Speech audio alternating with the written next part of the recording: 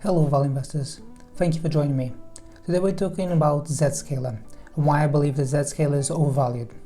So we're going to talk about its guidance into fiscal 21. We're going to talk about that very strong and positive billings rate, and we're going to talk about the landscape in the Saas stocks in general. If you haven't done so already, don't forget to check out my marketplace. It's called Deep Value Returns. I'll tell you the stocks I own and why, with balanced argument for the stocks I own. You're welcome to do a totally free trial to see if you find stocks that suit you. So let's get started.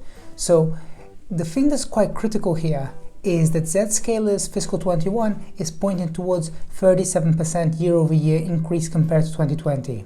This is at the high end. So why is this important? Because that theme that Zscaler is supposed to be accelerating as this whole digital economy is accelerating might not be playing out. In fact, it looks right now that in 2020 the revenue growth rate was stronger, and as the rest of the economy is accelerating, Zscaler is not quite keeping up. So I think that that's quite important right here. And Zscaler is about to report its Q1 21 in about 2 weeks time. So if they don't really meaningfully raise their guidance, it's quite conclusive that as the year progresses, they're expecting difficult comps with this year. So I think that's something that's worthwhile pointing out. The next thing that I think is quite important here, and a lot of bullish investors are pointing to these two numbers here. So the fact that billings, future billings that came out at the end of last quarter, up 55% year over year, that's quite positive. Having said that, net retention rate is at 120%. So if you have very strong net retention rates, that means that Zscaler is able to sell to their existing customer base quite aggressively. It's kind of possibly masking their ability to get new customers on board. So could this be the case that something like Cisco with their Thousand Eyes acquisition is having an impact there? Could it be the Palo Alto Networks is having an impact?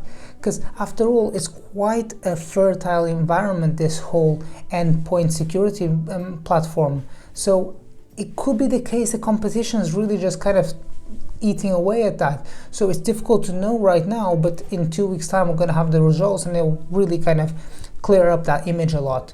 Another thing that I think is quite interesting here is that it's not just Zscaler. I pointed out in the graph here, FireEye and Fortinet. So the whole SaaS landscape for security has really kind of, investor temperament has really kind of come down quite significantly since the summer.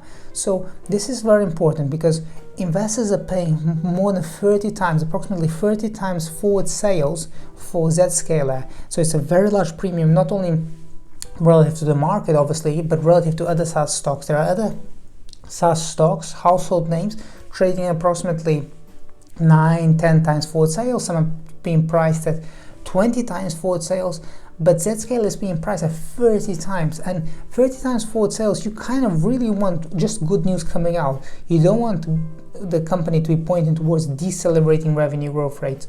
So with that in mind, I think it's going to be a difficult case for investors to come in now and say, okay, I'm going to be expecting the same level of performance that I saw in 2020. So I hope you found this video useful. Don't forget to check out my marketplace on Seeking Alpha. It's called Deep Value Returns. I'll tell you the stocks I own and why with balanced argument for the stocks I own. Thank you for listening. See you next time.